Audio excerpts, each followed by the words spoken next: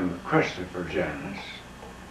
You may have seen the movie, a wonderful movie, that Disney made of my book, Goodbye, Miss 4th of July. Today, I'm nearing my 96th birthday. Next week, Greek Independence Day is my birthday, 96. I believe I'm told I'm the oldest lecturer on YouTube. And today I'm going to give you an example of some of my lectures. I'm going to talk about my meeting with Winston Churchill, who was making one of his movies, and my talk about Marilyn Monroe. I met Marilyn Monroe years ago with my friend Tellis Savalas. My friend Tellis Savalas took a telephone call outside, and I was left alone with Marilyn Monroe. And suddenly she became very serious. She said, Christopher, did you know the president? I said, Marilyn, I didn't know him as president. I knew him as a student at Harvard many, many times. Don't you think he's a nice man? Marilyn, John Kennedy is president of the United States, and that's a lot of niceness. She said, oh, you know what I mean.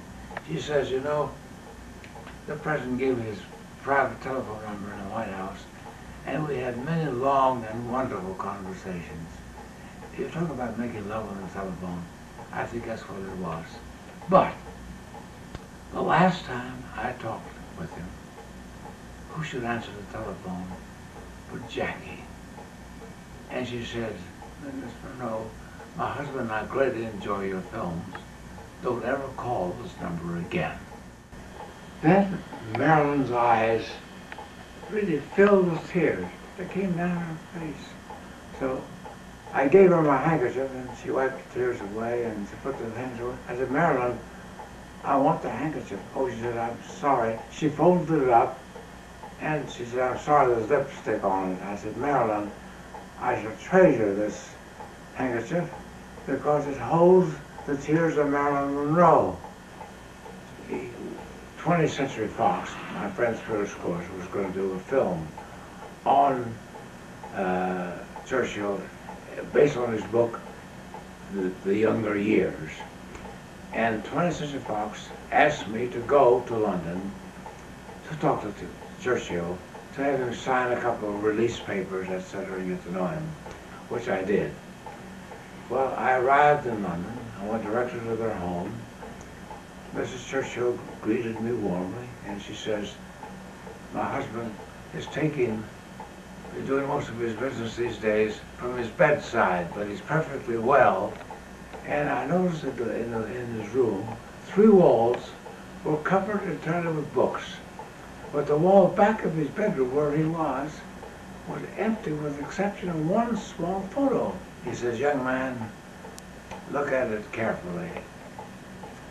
That's the first time in history that the Prime Minister of England, which was himself, is standing at the right of the King of England at a public meeting. And I was very happy that 20th Century Fox and his friend, his old friend, Aristotle Nasser, was going to finance the film. He was very happy with that. And then I was unprepared for what happened next. He says, by the way, Janus, how's my old friend Cecil B. DeMille?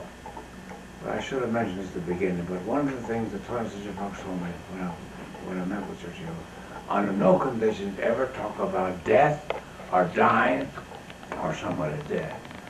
I said, I'm sorry, Sir Winston, but Cecil B. DeMille is no longer with us. He says, you mean that Cecil B. DeMille has resigned from 20th Century Fox? I said, no, sir. He died last year. Well, Churchill moved uneasily in his bed. And he said, well, thank you very much for coming. I hope you've got the right papers. My butler will see you out. And that was the end of my interview with Churchill. Well, I'm afraid the time is up, but I would love to share more of these stories with you. I enjoy telling them. I hope you will enjoy hearing them. Thank you.